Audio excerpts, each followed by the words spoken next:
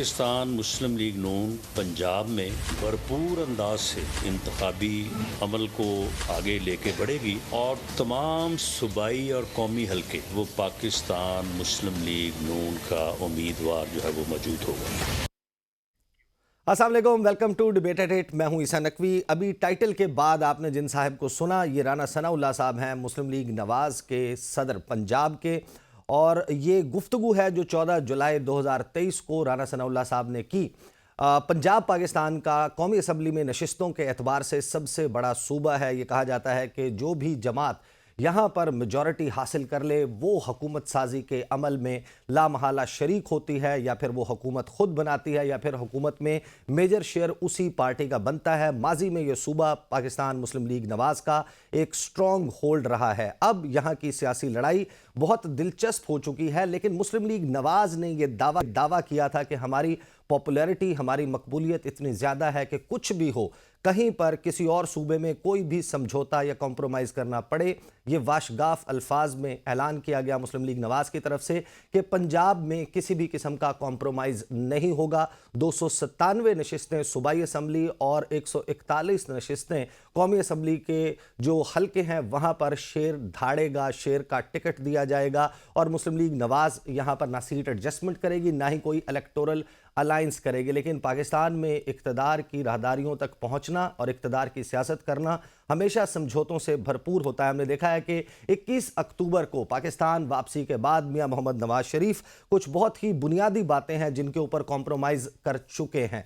Vote को इज्जत दो का बयानिया कहीं जो है वो पर्दों के पीछे जाकर गुम हो गया है। 18 सितंबर को मियां साहब ने जो तकरीर की थी जिसमें उन्होंने कहा था कि एहतसाब होगा साबिक army chief general Qamar Javed Bajwa का, साबिक DGI lieutenant general Faiz Hamid का, साबिक चीफ जस्टिस साहिबान और एक मौजूदा senior justice of supreme court of Pakistan justice Ijazul Ahsan साहब, और ये कहा था कि ये कौम के मुजरिम हैं, अगर इन मुजरिमों को सज़ा ना दी तो मिट्टी डालकर अब मामला आगे नहीं बढ़ सकता, इनको सज़ा दिए बगैर, और अगर इनको सज़ा ना दी गई तो फिर कौम माफ़ नहीं करेगी और अल्लाह हमें माफ़ नहीं करेगा। मियां साहब ने यह कहा था कि ये कत्ल से बड़े मुजरिम हैं। ये बात भी कहीं गायब हो चुकी। अब मुस्लिम लीग नवाज़ ये कहती है कि हमने अपना मामला, मियां साहब का मामला जो कुछ 2017 में हुआ, वो अल्लाह पर छोड़ दिया है, और इस वजह से बहुत सारे जो सियासी पंडित्स हैं वो ये कहते हैं कि मुस्लिम लीग नून के लिए इक़्तिदार का रास्ता आहिस्ता आहिस्ता साफ होता दिखाई दे रहा है। बहरहाल मियां साहब जब वापस आए उसके बाद हमने देखा कि वो बलूचिस्तान गए और वहाँ पर बाप पार्टी, जिसको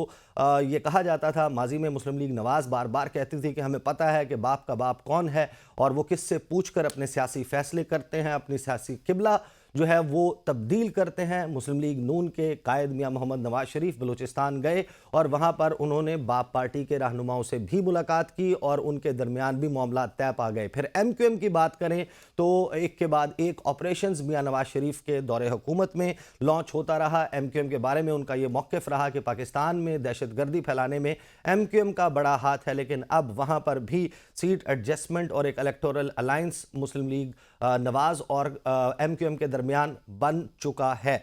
और फिर आज हमने एक सियासी उजूबा देखा। मुस्लिम लीग काफ के जो चौधरी शुजात साहब हैं उनकी रिहाइश गाह पर मियां मोहम्मद नवाज शरीफ, शहबाज शरीफ साहब, मरियम नवाज साहिबा, एयाज सादिक साहब और सदर मुस्लिम लीग नून पंजाब राना सनाउल्लाह साहब आए, और ख़बरें ये बाहर आ रही हैं कि मुस्लिम लीग नून और काफ लीग के दरमियान भी सीट एडजस्टमेंट तय पा गई है।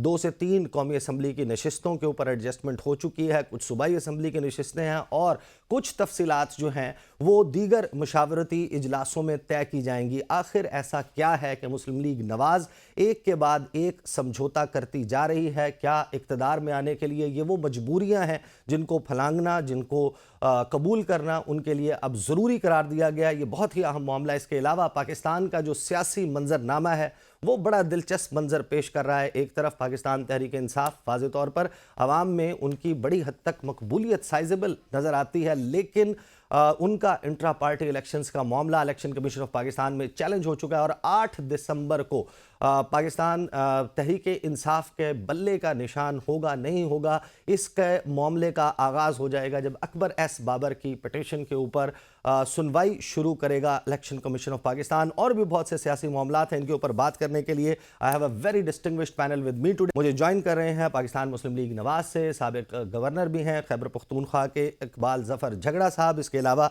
इस्तेहकाम पाकिस्तान पार्टी उसके सिंध के सदर जनाब महमूद मौलवी साहब मुझे ज्वाइन कर रहे हैं। पाकिस्तान पीपल्स पार्टी से मुझे शर्मिला फ़ारूकी साहिबा ज्वाइन करें और कुछ ही देर में मुझे स्टूडियोज़ में सीनियर सहाफ़ी और तज्ज़िया निगार असद उल्लाह खान साहब ज्वाइन कर लेंगे। आगाज़ गुफ्तगू का इकबाल ज़फ़र झगड़ा साहब से करेंगे। झगड़ा साहब, I have given quite a long intro, आप मुझे ज़रा बताइएगा कि मुस्लिम लीग नून जो हमें पॉलिटिकल डिसीजंस लेते हुई नज़र आ रही है, ये आपकी सियासी बसीरत कहें या आपको समझ आ गई है, बता दिया गया है कि ये सब कुछ इन पुरखार रस्तों से गुजरना पड़ेगा जब ही आप इक़्तिदार की राहदारियों में जगमगा सकेंगे?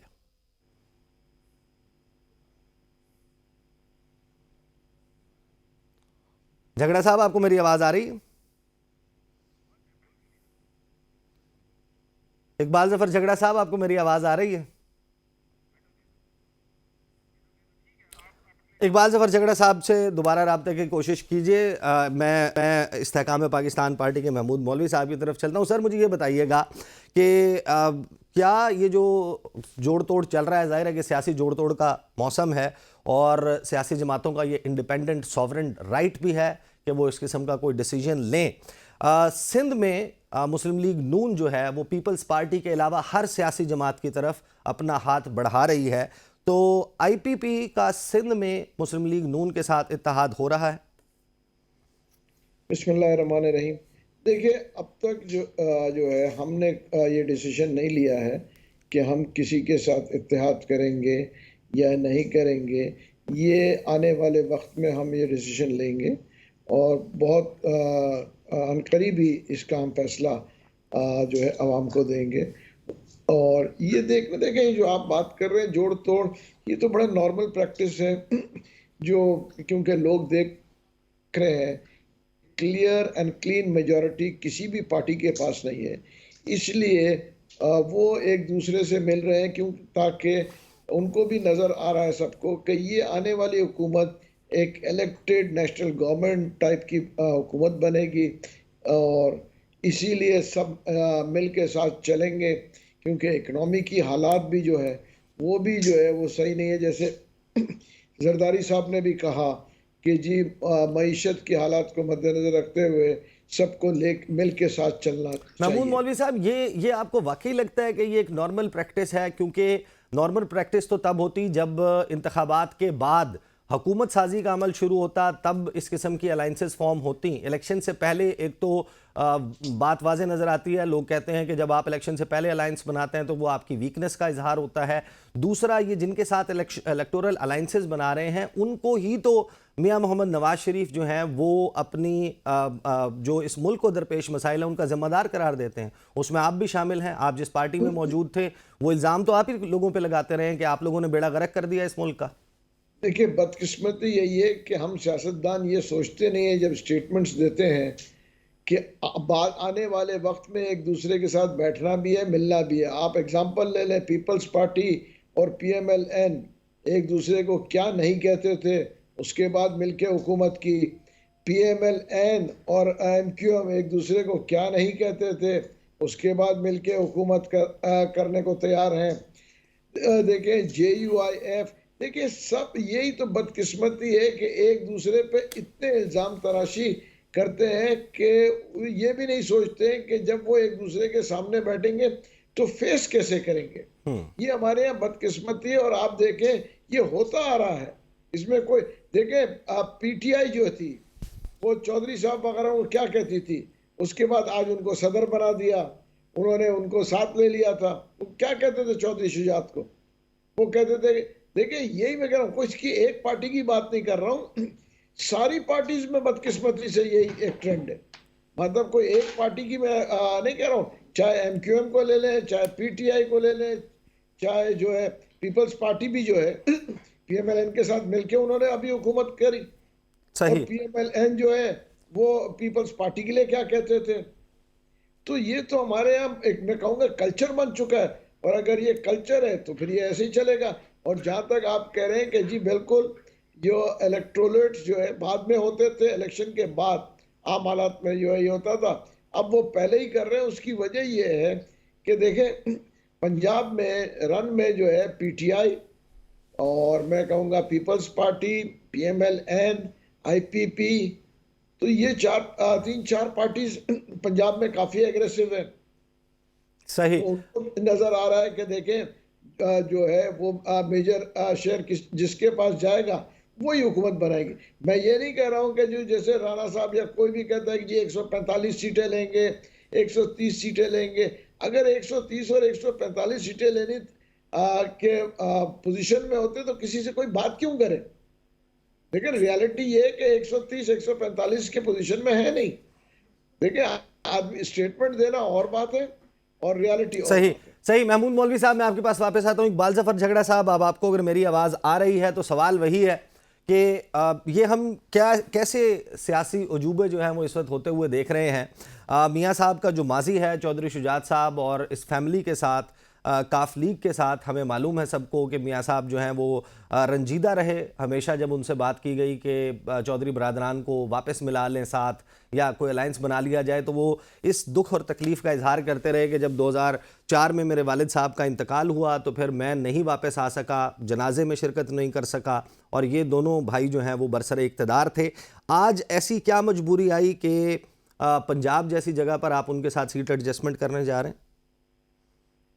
शुक्रिया जी। देखें, बात यह है कि ये जो आपने कहा कि मियां नवाज शरीफ साहब वालिद साहब के जनाजे में भी नहीं पहुंच सके, तो ये चीजें तो कोई छुपी हुई नहीं है। ये तो हज़र मिनल शम्स सबको मालूम है।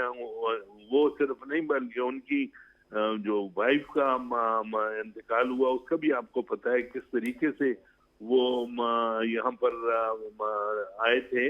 तो वो बेगम साहबा तो वहाँ पड़ी थी लंदन में, और मियां नवाज शरीफ साहब और अपनी बेटी को लेकर आए और उनको पता था कि he will be arrested here. तो मियां साहब ने तो कभी इन चीजों को वो नहीं किया। और ये जो आप कह रहे हैं ना कि चौधरी शुजात साहब के साथ क्या मजबूरी आ गई, मजबूरी नहीं है। देखें, सियासत में ये चीजें होती रहती हैं।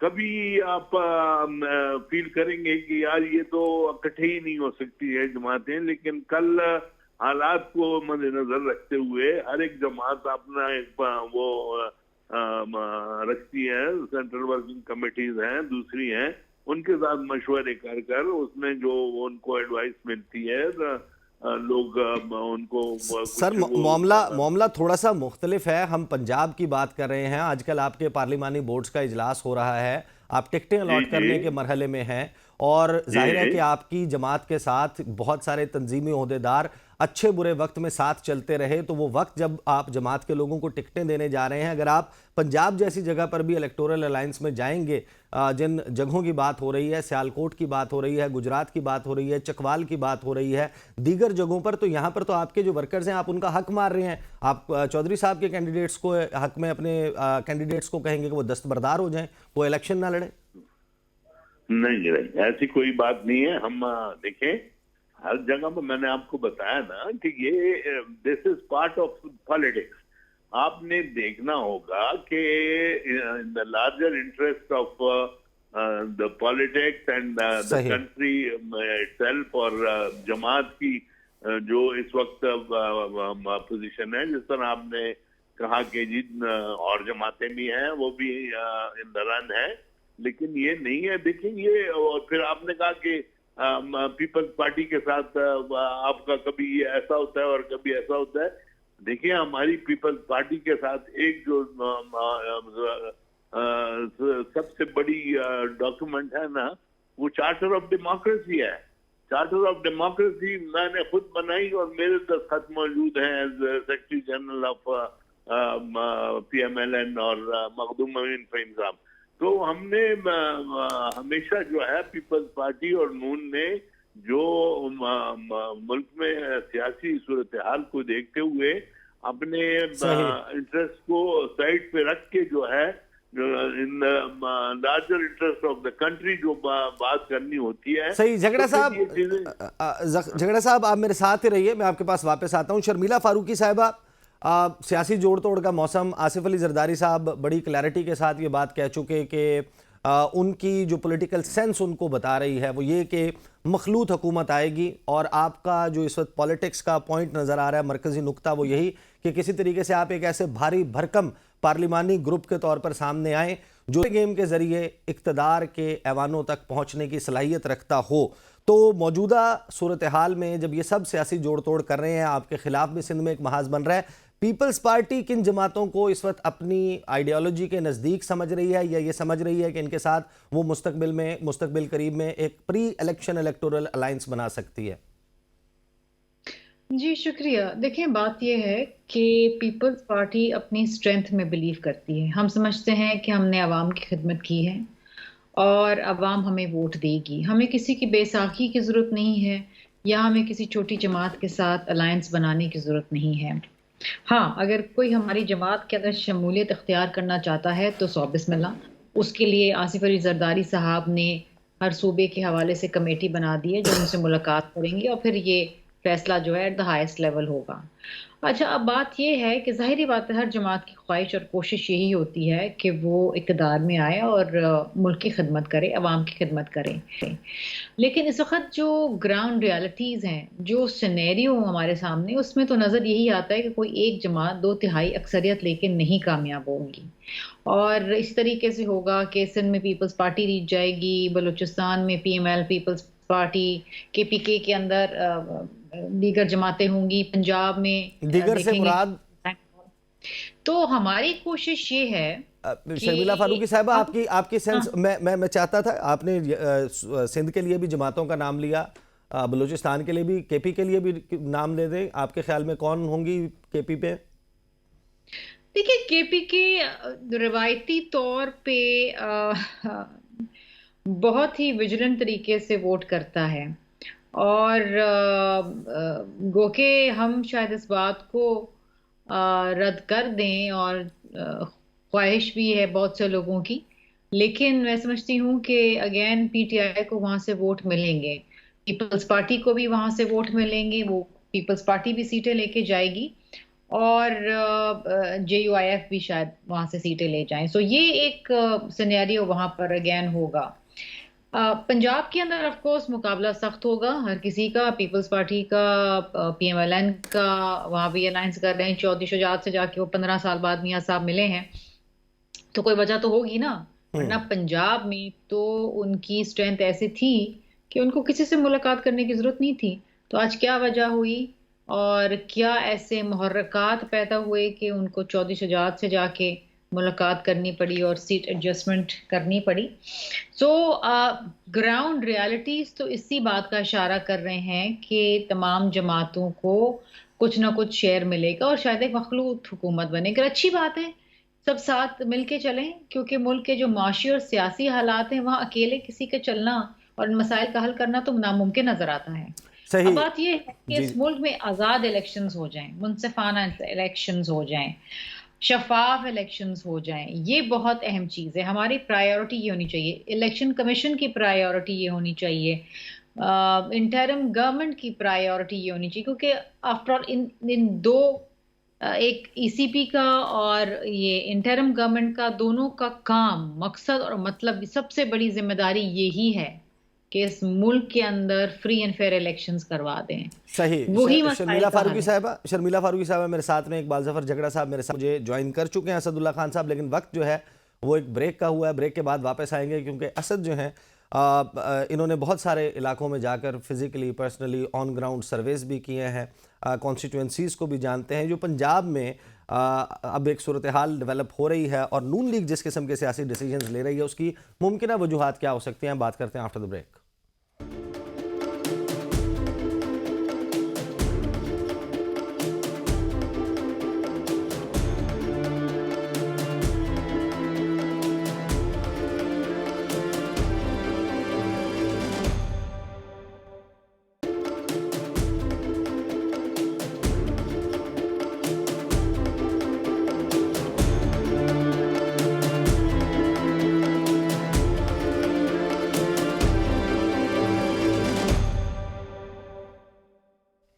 Welcome back after the break. Asadullah Khan साहब, ये जो सियासी अजूबे हम देख रहे हैं कि पाकिस्तान मुस्लिम लीग नवाज़ जो बज़िद थी कि हम किसी से इत्तेहाद नहीं करेंगे, किसी से सीट एडजस्टमेंट नहीं करेंगे, आज चौधरी शुजात साहब के घर गए मियाँ साहब और उन्होंने ये इत्तेहाद, एक सीट एडजस्टमेंट का एक प्रिंसिपल इत्तेफाक जो है वो हो गया है। क्या वजह बन रही है? देखिए ईसा नकवी साहब, हम ये तमाम गुफ्तगू जो है ये कर रहे हैं इंतखाबात के हवाले से, और इंतखाबात के इनेकाद के हवाले से चीफ जस्टिस काजी फैसल साहब ने हमें मना कर रखा है कि कोई सवाल नहीं उठेगा, लेकिन कुछ ग्राउंड रियलिटीज़ हमारे सामने बहरहाल मौजूद हैं। मैं मुख्तसर ज़रा 1 मिनट में पहले उस पर बात कर लूँ, क्योंकि आज एक दरख्वास्त दायर हुई है कि इलेक्शन कमीशन को इलेक्शन शेड्यूल जारी करने से रोका जाए। वैसे मैंने अलहदा से बात करनी थी, लेकिन अब आप शुरू कर चुके हैं तो और उसमें यह है कि वो दरख्वास्त आज ही वो दायर हुई, आज ही डायरी नंबर लगा है, आज ही वो बेंच बना है और कल वो समाअत के लिए फिक्स भी हो गई है।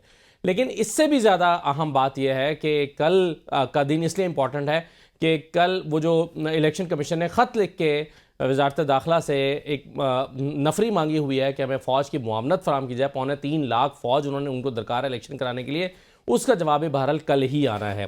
तो मेरा ख्याल है कल का इलेक्शन के इनेकाद के हवाले से कल का दिन तो बड़ा इंपॉर्टेंट है। दूसरा रहा सवाल आपका कि ये क्या हो रहा है। अभी शर्मिला फारूकी साहबा ने कहा कि खैबर पख्तूनख्वा में तहरीक इंसाफ भी सीटें निकालेगी और पीपल्स पार्टी भी निकालेगी और मौलाना फजल रहमान भी निकालेंगे। ये सही कहा उन्होंने, मैं उनसे इख्तलाफ नहीं करता, लेकिन किस प्रोपोर्शन से निकालेंगे ये बहरहाल इंपॉर्टेंट क्वेश्चन है, क्योंकि मौलाना फजल रहमान साहब पीपल्स पार्टी तो शायद अपना वैसे ही शेयर दोबारा ले ले जैसा उन्होंने पहले लिया हुआ है वहाँ से, या शायद उसमें कुछ कमी बेशी हो जाए, लेकिन मौलाना फजल रहमान साहब की हालत इस मरतबा उनकी सियासी तौर पर कोई ज़्यादा अच्छी मालूम नहीं हो रही। जितने लोगों ने अब तक वहाँ पर जाकर सर्वेस किए हैं वो बता रहे हैं कि मौलाना फजल रहमान की पार्टी को इस वक्त सही मानों में सियासी तौर पर एक थ्रेट मौजूद है उनके लिए, और उनके लिए शायद उनकी तवक्को के मुताबिक नताइज ना निकले। थ्रेट से मुराद आप वो थ्रेट मैं उस थ्रेट कह रहे हैं। देखिए वो बिलवास्ता, वो ये नहीं कह रहे कि इलेक्शंस डिले कर दें, वो उन्होंने ये भी कहा, लेकिन साथ ही वो दबे लफ्जों में जो बात कर रहे हैं वो ये कह रहे हैं कि हम तो मुहिम ही नहीं चला पा रहे, इंतखाबी मुहिम। अच्छा, ये शिकवा ना पीटीआई कर रही है, ये शिकवा ना पीपल्स पार्टी कर रही है, ना नून लीग कर रही है, ना ही परवेज़ खटक साहब कर रहे हैं। ये क्या बराह रास्त थ्रेट जो है वो आपको लगता है कि जेयूआई को है, इतना सीरियस है बलूचिस्तान और केपी में? मैं दहशतगर्दी के थ्रेट के हवाले से बात नहीं कर रहा। अगर दहशतगर्दी का कोई थ्रेट है तो वो तो शायद सभी के लिए होगा। मौलाना फजल रहमान साहब को के लिए जो ख़तरा है वो सियासी तौर पर और इंतखाबी तौर पर ही है। उन्हें मालूम है कि इस वक्त उनके लिए बहुत ज़्यादा चैलेंजेस हैं। आप जानते हैं कि वो मुख्तलिफ अंदाज में इलेक्शंस के इल्तवा के हवाले से बात कर चुके हैं, और अब से नहीं, जब असम्बलियाँ तहलील हो रही थी तब भी वो कह रहे थे कि इलेक्शन का इनेकाद मुमकिन नहीं है। कभी वो इकॉनमी की बात करते हैं, कभी वो सिक्योरिटी की बात करते हैं, कभी वो कहते हैं कि जब तक पाकिस्तान के माशी हालात ठीक ना हो जाएं तब तक इलेक्शन नहीं होने चाहिए। तो मुख्तलिफ अंदाज में इस बात का इशारा दे चुके हैं, क्योंकि वो जानते हैं कि मुख्तलिफ तरह के सर्वेज उनको बता रहे हैं कि इलेक्शन के लिए उनके लिए हालात अभी साजगार नहीं है और उनकी तवक्कुआत के मुताबिक शायद नताइज ना आए। जहाँ तक चौधरी शुजात साहब से मुलाकात के हवाले से बात है, देखिए नवाज शरीफ साहब पंजाब में किसी के साथ भी इत्तेहाद खुशी के साथ या खुश दिली के साथ नहीं कर रहे। एक तो जाहिर है एक फार्मूला पंजाब में बनना है, और उस फार्मूले के लिए कहीं पर नवाज शरीफ साहब को कहीं बात माननी है, कहीं पर अपनी मनमानी है। जाहिर है हम जानते हैं कि ये पंजाब में जोड़ तोड़ किस अंदाज में हो रहा है, किस तरह से हो रहा है, और नवाज शरीफ साहब जो है वो किन शराइत के साथ आगे चल रहे हैं। लेकिन यहाँ गुजरात में किसी हद तक उनकी ज़रूरत भी है, और किसी हद तक ज़रूरत इसलिए है कि मुकाबले में चौधरी परवेज़ इलाही और उनका ख़ानदान पाकिस्तान तहरीक इंसाफ को ज्वाइन कर चुका है, और जानते हैं हम कि पंजाब में इस वक्त तहरीक इंसाफ की जो मकबूलियत है उसका आलम क्या है। तो इस मकबूलियत के आलम में परवेज़ इलाही साहब को शिकस्त देने के लिए, और अगर वहाँ पर नून लीग चाहती है कि उनको शिकस्त दे, तो उन्हें वहाँ पर चौधरी परवेज़ इलाही की ज़रूरत है, चौधरी शुजात साहब की ज़रूरत है। तो चौधरी शुजात साहब के साथ मेरा ख्याल है इसी बुनियाद पर एक छोटा सा फॉर्मूला तय पाया है। लेकिन जहाँ तक बहावलपुर की बात है, मेरा ख्याल है चीमा साहब की कोई सिफारिश तगड़ी है, वरना गुजरात के हद तक तो समझ आता है, वरना उनका पीर तगड़ा है। अच्छा, ये ना मुझे ज़रा महमूद मौलवी साहब से पूछने दें, ये सवाल अगरचे उनकी पार्टी से मुतल्लिक नहीं है, लेकिन एक सवाल आपकी पार्टी से मुतल्लिक भी है। ये बताएं, ये शर्मिला फारूकी साहिबा ने भी JUIF की बात की, अभी असद भाई ने भी जो है वो JUIF का तस्करा छेड़ा, हाफिज़ हमदुल्ला साहब ने अभी रिसेंटली ये बात की है, उन्होंने कहा कि पीपल्स पार्टी वज़ीर आज़म बनाए या नून लीग, सदर मौलाना का होगा। एक तरफ वो इलेक्शन में एक होल हार्टेडली जाते हुए नज़र नहीं आ रहे, दूसरी तरफ वो ये दावा कर रहे हैं, आपको कुछ समझ आ रही है ये बात कि मौलाना साहब की कहाँ बात हो गई है जो सदर बनेंगे? मेरे हिसाब से तो मौलाना साहब का सदर बनने के कोई चांस नहीं है। अगर सदर बनने के चांस इस वक्त बनते हैं तो जो मैं देख रहा हूँ, मेरा अपने तज्जिया है कि आसिफ अली जरदारी साहब जो है सदर बनने के, इनके चांस बहुत ब्राइट है। अच्छा, आप आसिफ अली जरदारी साहब को समझते हैं कि वो सदर, यानी हम समझें कि वो जो दुबई की बात चल रही थी कि मुलाकात हुई शरीफ खानदान और जरदारी फैमिली, भुट्टो फैमिली के दरमियान, और उसमें ये हुआ कि जो नंबर 1 होगा सीट्स में वो वज़ीर आज़म रखेगा, जो नंबर 2 पे होगा वो सदर रखेगा, फॉर्मूला वही है?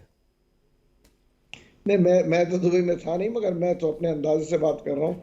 इस पे जो है दूसरे लोग कोई कमेंट कर अच्छा, सकेंगे। फिर अपनी पार्टी के मुतल्लिक आप सिंध वाले मामले पे तो कमेंट कर चुके, मुझे ये बताइए, हमने तो सुना है राजा रियाज साहब ने कंफर्म कर दिया है कि इस्तेहकाम पाकिस्तान पार्टी जो है वो उसके साथ बातचीत हमारी चल रही है पंजाब में सीट एडजस्टमेंट के हवाले से। क्या आप ऐसी कोई बातचीत कंफर्म कर सकते हैं और ये किस स्टेज के ऊपर पहुंच चुकी है? देखिए, बातचीत तो चल रही है, और बातचीत मेरे ख्याल से पीएमएलएन की सारी पार्टी से चल रही है। अभी जब भी फैसला होगा तो मेरा नजर आ जाएगा, क्योंकि बातचीत तो देखिए सियासत में जैसे हर आदमी एक दूसरी पार्टी से बात करता है, और बातचीत के दरवाजे हमेशा खुले हैं और हो रही है, मैं इसमें कोई शक नहीं है। सही। इकबाल ज़फ़र झगड़ा साहब, आप बताइएगा कि आप लोगों का एक इत्तफाक तो हो गया मौलाना फजलुर रहमान साहब से, और आप लोगों ने उनके साथ बाकायदा जो है वो इलेक्टोरल अलायंस की बात भी कर दी है, ताउन होने जा रहा है। क्या आप उनको सदारत की यकीन दहानी भी करवा चुके हैं? सदारत की यकीन दहानी की अभी तक कोई ऐसी बात नहीं हुई। वो वैसे ही जनरली जो देखा जा रहा है जिस वक्त पोजीशन, आप मौलाना फजल रहमान को जो जिस तरीके से मैंने सुना डिफरेंट उनकी तरफ से कि जी मौलाना की पोजीशन जो है वो केपीके में भी कुछ ठीक नहीं है, मैं इससे कुछ इत्तेफाक नहीं करता। मैं कहता हूँ कि उनकी पोजीशन वो नहीं है कि मैं कहूँ कि वो मेजॉरिटी सीट्स ले जाएंगे, लेकिन he will have a good number of seats. ये तो मैं बिल्कुल रूल आउट करता हूँ कि उनकी पोजीशन इस वक्त इतनी खराब हो गई है कि वो सीटों के लेने के उसमें पोजीशन में नहीं है। He will definitely. फिर क्या वजह हो सकती है झगड़ा साहब? झगड़ा साहब ये भी बताएं, आप खैबर पख्तूनख्वा की पॉलिटिक्स को समझते हैं, फिर क्या वजह हो सकती है कि मौलाना फजलुर रहमान पहले सर्दियों का कहते रहे कि शदीद सर्दी होगी ना इलेक्शन करवाएं, अब वो टेररिज्म के हवाले से, इंसिडेंट्स के हवाले से शिकवा कर रहे हैं। अब जो भी जमात जिस भी पोजीशन में जिस भी नंबर में वहाँ पर मौजूद है, टेररिज्म उसके लिए भी उतना ही बड़ा थ्रेट है जितना मौलाना साहब के लिए, तो ये शिकवा सिर्फ मौलाना साहब क्यों कर रहे हैं? देखिए जी, मौलाना साहब अगर शिकवा कर रहे हैं, मैं तो ये कहूँगा कि उनका शिकवा कोई बेजा नहीं है। ये खतरा तो मौजूद है, जैसे आपने कहा उनके लिए भी है औरों के लिए भी है, लेकिन इस वक्त जो पोजीशन वहाँ पर है, पर्टिकुलरली अक्रॉस द बॉर्डर हमारे साथ अफगानिस्तान है, और अफगानिस्तान में हिंदुस्तान जो हाथ हिलाकर हमारी तरफ मामलात खराब कर रहा है, वो सारी दुनिया को मालूम है कि उसके पीछे ग्लोबल फोर्सेस हैं, वो उनको इंडिया को इस्तेमाल कर रही है। आप देख रहे हैं कि अफगानिस्तान में बजाय एक जगह पर उनकी वो एम्बेसी है और दूसरे उनके वो हैं, वो ऑल अराउंड द बॉर्डर उन्होंने अपने वो बनाए हुए हैं, कॉन्सुलेट बनाए हुए हैं। तो अगर खतरा है तो झगड़ा साहब, क्या इस किस्म की कोई तजवीज़ है कि आप लोग, क्योंकि आप लोगों के दरमियान तो सियासी इत्तफाक राय भी मौजूद है, कि आप इलेक्शन कमीशन ऑफ पाकिस्तान को अप्रोच करेंगे कि फ़लाँ कॉन्स्टिट्यूंसीज़ बहुत ही हसास इलाके, यहाँ पर फिल वक्त इलेक्शन ना करवाए जाएँ, सूरत हाल के बेहतर होने का इंतज़ार किया जाए? क्या ऐसी कोई तजवीज़ ज़ेर गौर है? नहीं, मैं समझता हूँ कि ना कराने वाली तजवीज़ तो हो ही नहीं सकती। अच्छा, इलेक्शन अगर होंगे तो फिर आम इलेक्शन होंगे, वो ये नहीं होगा कि इस कॉन्स्टिट्यूंसी में नहीं करना और उसमें करना है। हाँ, जहाँ पर खतरात है वहाँ पर security arrangement government is there, government will ensure कि वहाँ पर सिक्योरिटी, और खासकर हमारी माशाल्लाह हमारी जो आर्म्ड फोर्सेस हैं, they are in a position to control any kind of threat from anywhere. ये सही। मैं आपको बिल्कुल वसूख के साथ कह सकता हूँ कि इंशाल्लाह हमारी जो फौज है वो कभी भी ये नहीं कहेगी कि ये मामलात हमारे सही। बस की बात नहीं है और हम इसको नहीं कंट्रोल कर सही। सकते। झगड़ा साहब मेरे साथ तो मैं समझ- झगड़ा साहब मेरे साथ ही रहिए। शर्मिला फारूकी साहबा, आप बताइएगा एक तो मौलाना फजलुर रहमान साहब के हवाले से कि क्या पीपल्स पार्टी, आप अगरचे ये बड़ा क्लियर कर चुके कि नंबर गेम होगी, जोड़ तोड़ होगा, इत्तेहादी हुकूमत बनेगी, हिस्सा बकदर जुस्सा होगा और इससे बनेगी हुकूमत, क्या कोई बैक एंड के ऊपर कोई ऐसी अंडरस्टैंडिंग मौलाना साहब से है? दूसरा ये भी बताएं कि तर्ज सियासत तब्दील करने की बात की है पीपल्स पार्टी ने। उन्होंने कहा कि हम चाहते हैं ऐसी सियासत करें, बिलावल ने कहा कि जिसमें हमारा मुखालिफ कोई सियासी जमात ना हो, कोई सियासतदान ना हो, बल्कि महंगाई, गुर्बत, बेरोज़गारी हो। तो ये जो आपकी पीपल्स पार्टी की रिवायती सियासत है, जो यानी कि भुट्टो का वोट और एंटी भुट्टो वोट, मुस्लिम लीग नवाज़ आपकी हरीफ रही, तो ये जो एक नई रियलिटी आप उसको अपनी जमात में जन्म दे रहे हैं, जहाँ पर आप जियालों को ये बता रहे हैं कि नून लीग के साथ भी हम बैठेंगे इलेक्शन के बाद, पीटीआई के साथ बैठना पड़ा उनके साथ भी बैठ जाएंगे, इस्तेहकाम पाकिस्तान पार्टी के साथ भी बैठ जाएंगे, दोस्ती हमारी सबसे हो जाएगी। जियाला आपका इससे कनेक्ट कर रहा है इस बात से? देखिए जी, पीपल्स पार्टी ने कभी भी जारहाना सियासत नहीं की है। पीपल्स पार्टी ने हमेशा ये कोशिश की है कि हर कौमी मामलात के ऊपर तमाम जमातों को, पार्लिमान को, अवाम को साथ लेके चलें। आपको याद होगा कि जब 7 का ऑपरेशन होना था तो उस वक़्त सदर ज़रदारी साहब सदर मुमलिकत थे और उस वक़्त हमने ये मामला पार्लिमान में उठाया, इसके ऊपर डिबेट हुई, पूरी पार्लिमान ने पाक अफवाज को बैक किया, पूरी कौम ने बैक किया, वो बड़ा कामयाब ऑपरेशन हुआ। तो पीपल्स पार्टी की पॉलिटिक्स ही कंसेंसस पॉलिटिक्स है, हमारे लिए कोई नई बात नहीं है। हम तो उन लोगों को तंबीह कर रहे हैं और मशवरा दे रहे हैं जो जारहाना सियासत करते आए हैं, जो 70 साल से यही करते आए हैं कि किसी और की हुकूमत आई है तो उसको गिराओ और अपनी हुकूमत को बनाने की कोशिश करो, जो बैसाखियों पे और सिलेक्शन के ऊपर ज़्यादा मुनहसर होते हैं बजाय इसके कि वो आवाम के वोट के ज़रिए ताकत में आवाम की ताकत से ये किसकी इक़्तिदार बात में कर रही आए। हैं आप? बहुत सी जमातें हैं, आपने देखा तो होगा अपनी ज़िंदगी में कि इस्लामी जमहूरी इत्तेहाद बनाई गई। किसने बनाई? उसामा बिन लादेन को पैसे दिए गए शहीद मीर नज़ीर की हुकूमत गिराने के लिए। पाकिस्तान पीपल्स पार्टी पेट्रियट्स बनाया गया पीपल्स पार्टी को तोड़ने के लिए। बहुत सी चीज़ें हुई हैं ना।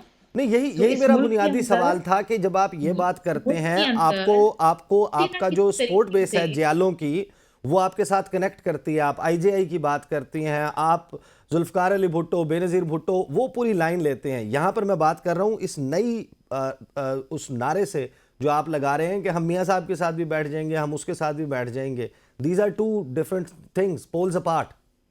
These are not two different things. मिसाक जमहूरियत शहीद मोहतरमा बेनज़ीर भुट्टो साहिबा करके गई थी मियाँ साहब के साथ लंदन में। उस वक्त भी जियालों की पूरी जो एक कंसेंसस थी वो पीपल्स पार्टी के साथ थी। नहीं, उस पर तो अमल हम तो दरामद नहीं हुआ। मुल्क के लिए बेहतरी चाहते हैं। हम तो चाहते हैं कि हमारी लड़ाई महंगाई, बेरोजगारी से हो, गुर्बत से हो।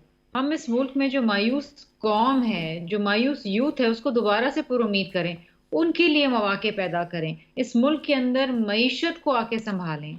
हम चाहते हैं कि हर घर के अंदर रोटी हो, हर छत पे, हर सर पे छत पे मकान हो। हम चाहते हैं कि हर घर में नौकरी हो। हम चाहते हैं कि इस मुल्क में महंगाई कम हो, इस मुल्क में नौकरियां हो, इस मुल्क में मईशत का पहिया चले। इसमें हमें हमारा किसी और से झगड़ा तो है ही नहीं ना। हम आपस में झगड़े करने थोड़ी आए हैं। हम तो उन लोगों को तंबीह कर रहे हैं जो समझते हैं कि एक दूसरे के साथ झगड़े करके, एक दूसरे के ऊपर गोलाबारी करके वो हुकूमत में आएंगे और हुकूमत चलाएंगे। क्या हुआ पिछले सालों में? वो सियासी मुकदमा बनाया गया, आसिफ अली जरदारी साहब को जेल में रखा गया, फला हुआ, ये हुआ, वो हुआ। पीटीआई का दौर आप देखें, जितने भी सियासी मुखालफिन थे, कोई इख्तलाफ राय भी अगर रखता था तो वो भी जेल में था। ये थोड़ी है सियासत। इसलिए थोड़ी आपको इख्तिदार मिलता है कि आप एक अपने सियासी मुखालफिन के ऊपर ताबड़तोड़ हमले करें। इसलिए आपको इख्तिदार मिलता है कि आप आवाम की खिदमत करें, उनके लिए बेहतरी लेकर आएं। सही। क्या है? शर्मिला फारूकी साहबा, ये है कि पाकिस्तान जो है एक बहुत ही गंभीर मसाइल के अंदर फंस चुका है। आपने उसको निकालना नहीं है उससे।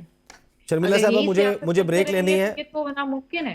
शर्मिला साहब मुझे ब्रेक लेनी है, झगड़ा साहब लेनी है, मेरे साथ रहिएगा। महमूद मौलवी साहब वापस आते हैं ब्रेक से और गुफ्तगू का सिलसिला यहीं से जारी रहे।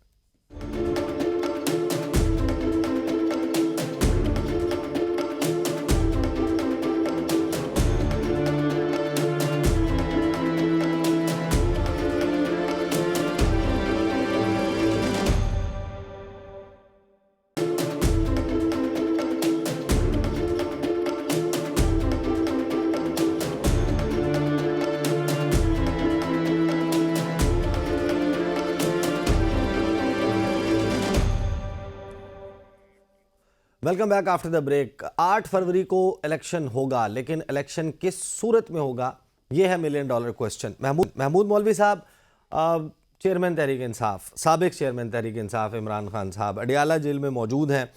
20 नवंबर के बाद हमने देखा है कि ताबड़तोड़ हमले हैं जिनका सामना है पाकिस्तान तहरीक इंसाफ को। कुछ इंटरव्यूज़ आ रहे हैं, कुछ मुकदमात हो रहे हैं, कुछ नए मुकदमात बन रहे हैं, प्रेस कॉन्फ्रेंसेस का सिलसिला जारी है। डू यू थिंक कि अब ये सियासी लड़ाई वहाँ पर है कि इसमें कोई चांस नहीं है कि 8 फरवरी से पहले बेटर सेंस प्रिवेल करे और कम से कम एक डूएबल, एक एप्लीकेबल कोई कंसेंसस बना लिया जाए कि इलेक्शंस आए हों और फिर इस्तेहकाम आए मुल्क में?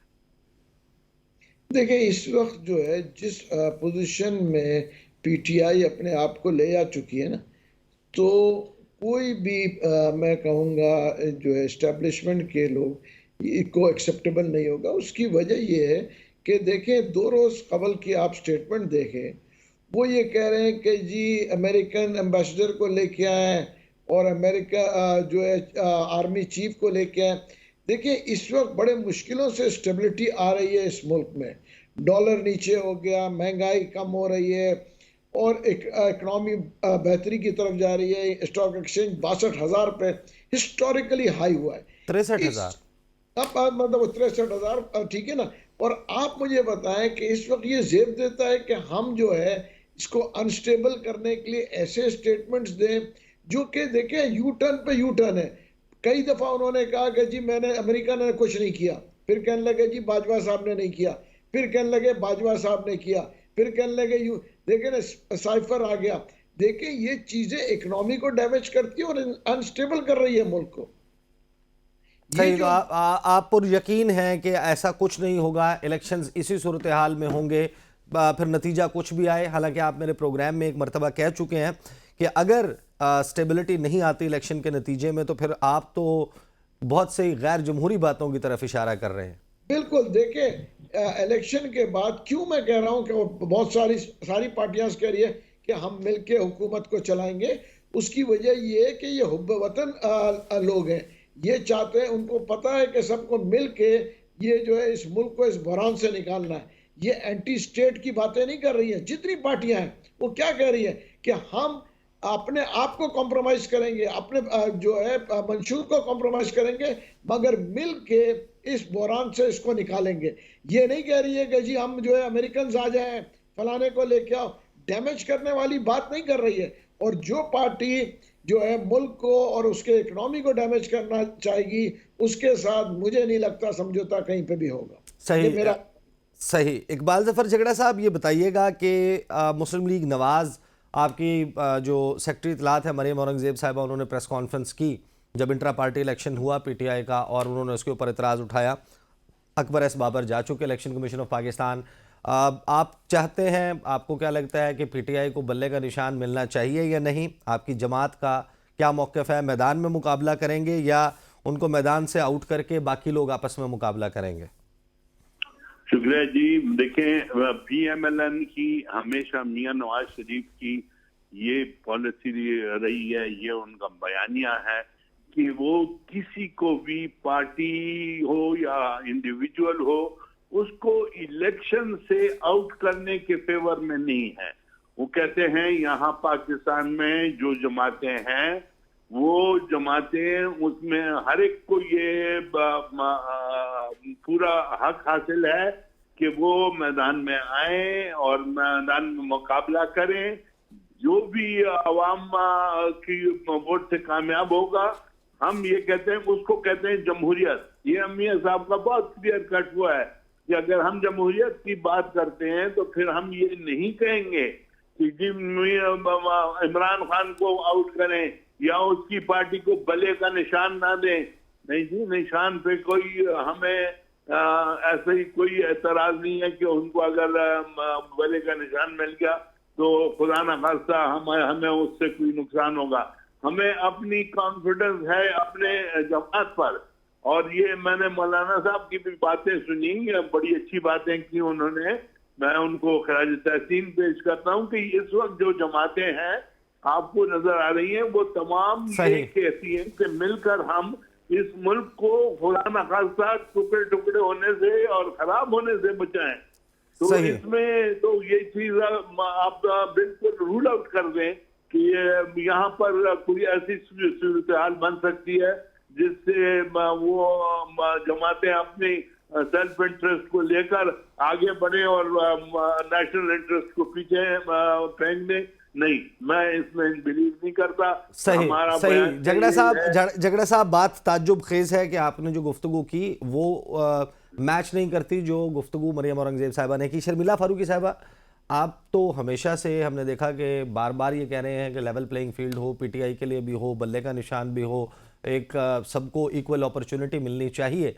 लेकिन फैसल करीम गुंडी साहब की हमने प्रेस कॉन्फ्रेंस सुनी right after intra party elections, और उसमें भी मुद्दा यही था कि पीटीआई के पास बैठ का निशान नहीं होना चाहिए। What's your take? देखिए जी, कानून के मुताबिक मामला चलने चाहिए। किसी के साथ भी अगर ज्यादती होगी और बिलखुसूस इलेक्शन से पहले, और अगर ये तासुर जाएगा कि ज़ोर ज़बरदस्ती से या गैर कानूनी तरीके से किसी पार्टी को बैन किया गया है या उनसे उनका निशान ले लिया गया है, तो फिर आइंदा के इलेक्शंस मुतनाज़ा हो जाएंगे। बात यह है कि मैं खान साहब की लीगल इश्यूज़ में नहीं पढ़ना चाहती, ना उस पर कमेंट करना चाहती, क्योंकि वो ज़ेर इल्तवा है। 9 मई को जो हुआ वो पाकिस्तान की तारीख का एक सियाह दिन है, और ये पाकिस्तान की तारीख में, पाकिस्तान की मौजूदा सियासत में और माहौल में ये गवारा ही नहीं है कि आप अपनी ही पाक अफवाज के खिलाफ अपने लोगों को खड़ा कर दें। सो दिस इज़ कंडेमेबल, इसमें कोई दो राय नहीं है। लेकिन इसके बावजूद अगर उसमें कुछ लोग ऐसे हैं जो वो जमात छोड़ के चले गए, कुछ आईपीपी में चले गए, कुछ दीगर जमातों में चले गए, अच्छे लोग भी हैं, और अगर तो उनको बिल्कुल ही ख़त्म कर दिया जाता है और इलेक्शन से बाहर रखा जाता है, तो फिर जाहिर बात है ना कि एक जमात को अगर निकाल देंगे तो फिर इलेक्शन तो मुतनाज़ा हो जाएंगे। तो लेवल प्लेइंग फील्ड तो सबको मिलनी चाहिए, और this is a prerequisite to free and fair elections. अगर सबको बराबरी की सतह पे मौके नहीं मिलेंगे कि वो अपनी बात आवाम तक पहुंचाए, तो फिर इलेक्शंस मुतनाज़ा हो। सही।